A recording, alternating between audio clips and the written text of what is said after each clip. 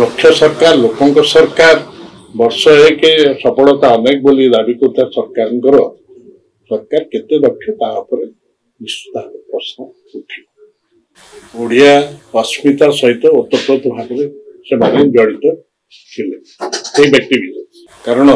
एबर सरकार मोहन माझी सरकार ओडिया क्षमता को आसिया पूर्व ओडिया अस्मिता उपरे बहुत डिम डिम पिटुले आज ये जो दी जन विरल व्यक्तित्व संपर्क कहबी और अवदान संपर्क आपण मैंने ओणादी समस्त भी अवगत अच्छा इतिहास पुस्तक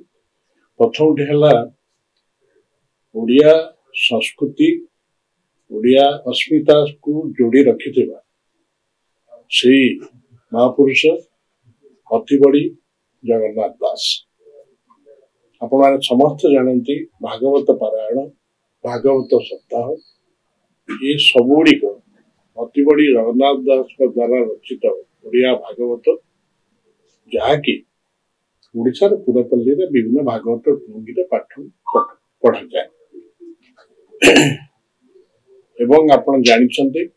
जे तांकर ग्राम कपिलेश्वर जहाँकि ब्रह्मगिरी निर्वाचन मंडली रे अवस्थित एबर मानवर विरोधी दल नेता पूर्वतन मुख्यमंत्री नवीन पट्टनायक समय 2014 रु 19 भितर नवकलर समय निष्पत्ति होता जे तांकर ग्राम कपिलेश्वर रे गोटे तोरण हम एवं गोटे व्याख्यान केन्द्र हम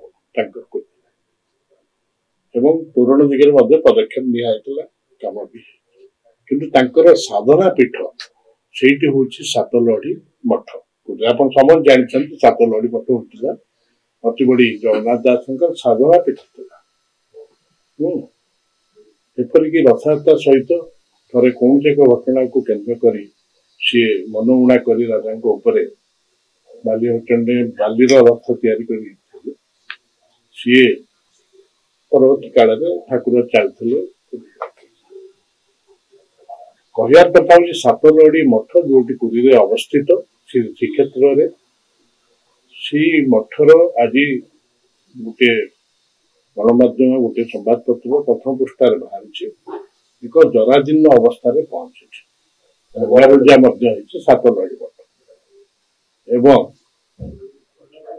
से सातलहड़ी मठ पुनरुद्धार नवीन सरकार अर्थर व्यवस्था करते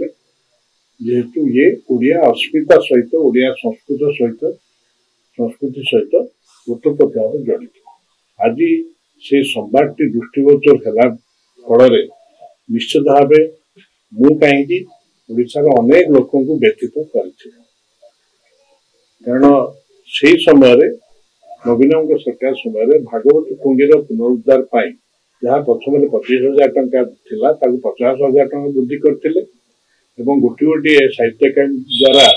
संकलित भागवत पुस्तक प्रति भागवत टुंगी दिजार व्यवस्था थिला एवं गोटे माइक सेट आज ये सातलहड़ी मठ को देखला परे जो चित्र प्रकाश पाई संवाद प्रकाश पाई सी निश्चित भाव प्रत्येक ओडिया मन को आघात दब ये संस्कृति सहित जड़ित और अस्मिता सहित जड़ित ये प्रश्न आज सृष्टि होची सरकार तो डिंडी पिटुंट अस्मिता कथा जो बरपुत्र माने राजनैतिक क्षेत्र हूँ सांस्कृतिक क्षेत्र हूँ साहित्य क्षेत्र हूँ